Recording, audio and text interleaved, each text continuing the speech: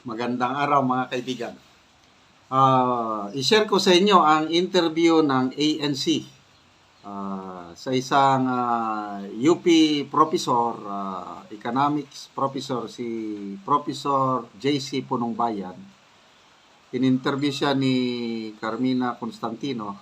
Anong pananaw nitong economist, UP professor, yung pinirmahan na 2025 budget ng Pangulong Marcos na dati tinaguri ang worst budget in our history.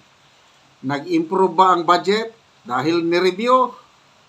Nako, wala. Sayang yung overtime ng Pangulo. Sayang yung wala daw silang Christmas, walang bakasyon. Sabi nitong professor, wala pa rin. Still the worst budget in our nation's history. Bakit? Still the worst. Pakinggan natin ang interview nito. A happy new year in terms of the budget come 2025. Let me just read to you what the president said as we begin this interview. He said the budget reflects our collective commitment, transforming economic gains to meaningful outcome to every Filipino, not just to address present needs, but to sustain growth, uplift lives of generations that are yet to come. Question now is, Professor Punongbayan, the 2025 national budget, when you talk about it, when you see it now, as it has been signed by the president, how much of it reflects the real needs of the Filipinos during these times? Go ahead. Well, President Marcos and his economic managers seem to be quite happy that the budget has been passed finally.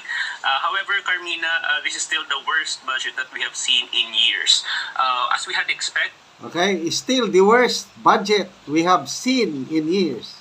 Alam mo, itong mga professor na ito, yun ang trabaho nila, pinag-aaralan nilang budget year by year. Kasi economy sila eh. Narinig ko kanina yung press conference after signing the budget. Ang parang hinabol lang ng Malacanang yung basta may pasang budget, ang iniwasan lang nila yung re-enacted budget. Yun lang. Happy na sila na naipasa kahit worst budget in our nation's history. Kaya sabi ng professor, maligayang Malacanang na napirmahan na. President Marcos did some line item vetoes, specifically with the unprogrammed appropriations, as well as certain line items with the DPWH for infrastructure projects. However, these line item vetoes, as expected, have failed to remedy many of the deficiencies and anomalies in the draft 2025 budget.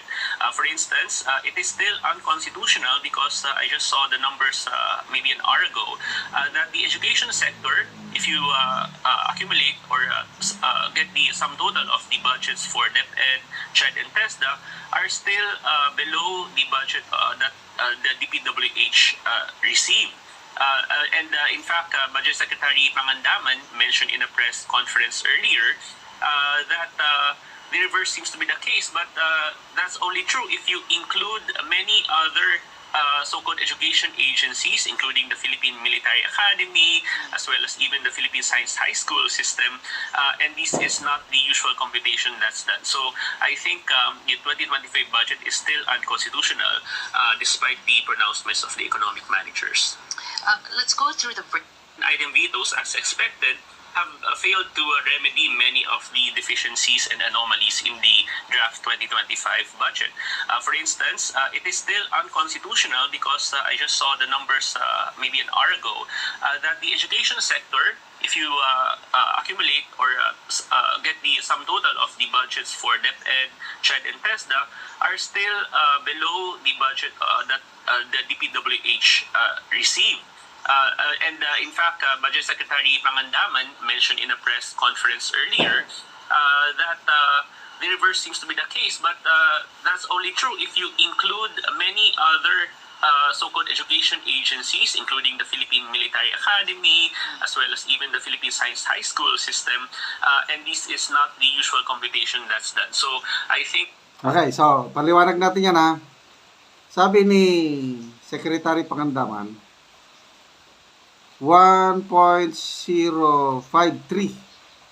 billion yung education sector. Compared sa DPWH, 1.03 lang. Kaya lang, yung computation nila na iba.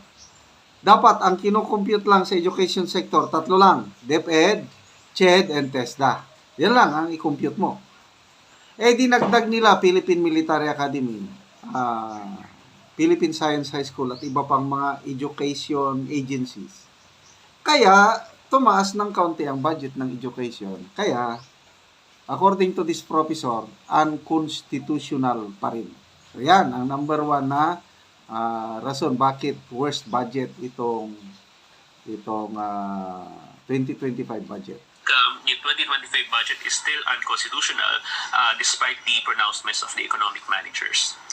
Let's go through the breakdown, if you allow me, Professor Punong Bayan. It's a total of 194 billion pesos of vetoed line items worth line items. Correct, 26 billion from DPWH projects, 168 billion of unprogrammed appropriations. Here's my question, though: 194 billion. That's a lot of money.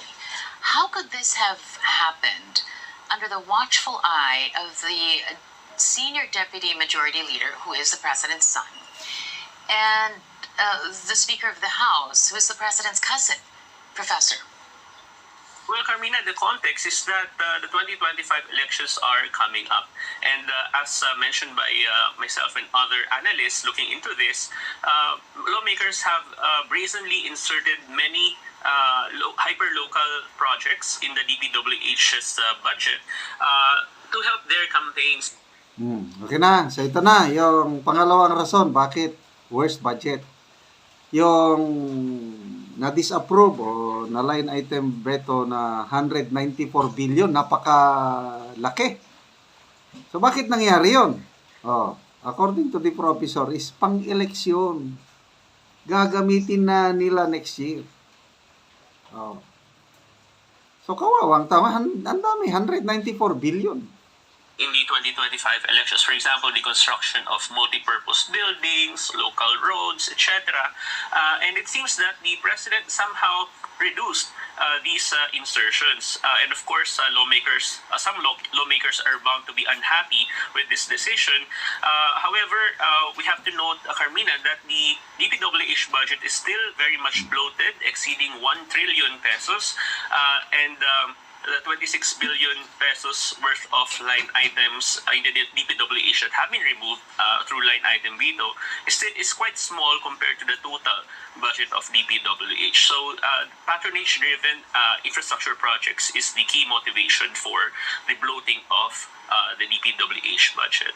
ACA, let's talk about that. It's still there, but it's being defended by DBM Secretary Amena Pangandaman. She's saying it's a conditional implementation, that they still have to draft the guidelines and the implementing rules and regulations. We've heard this before, Professor. Tell us what the outcome will be.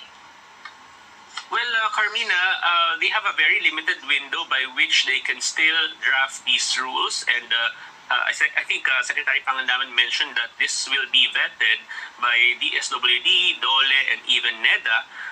However, you have to remember that the ACAP program is being disbursed without proper vetting, despite the pronouncements of DSWD Secretary Gatchalian and other cabinet members.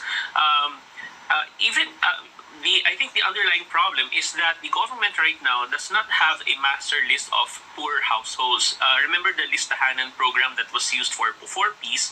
That's not being used for the ACAP program. And based on everyone I talked to who received actually ACAP benefits, it would be the family members and friends of barangay leaders who receive first or are first in line when receiving ACAP benefits. And there's a huge question mark. You see? Ito na, actual. Na-interview ng professor. Sino? Yung mga nakatanggap na. Kasi for this year, may ACAP na. Nakatanggap na. Sinong nakatanggap? Yung mga kaibigan, kamag-anak ng mga barangay officials. Taliwas ito sa pronouncement ng DSWD Secretary na wala daw kinalaman ang barangay officials sa pag-determine ng ACAP beneficiaries. DSWD lang daw. So, wala, alanganin. Salita lang yung sabi nila na magkakaroon ng conditional implementation, istriktuhan, according to the professor, salita lang yun. Alanganin, hindi na maipapatupad. Regarding the vetting process of the DSWD.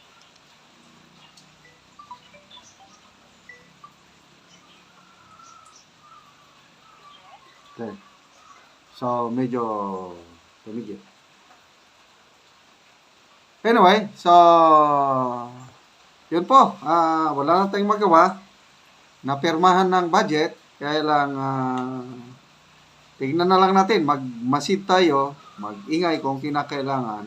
Lalo na yung pag-implement ng AKAP para ang matulungan sana yung talagang nangangailangan. Hindi yung gagamitin lang sa politika.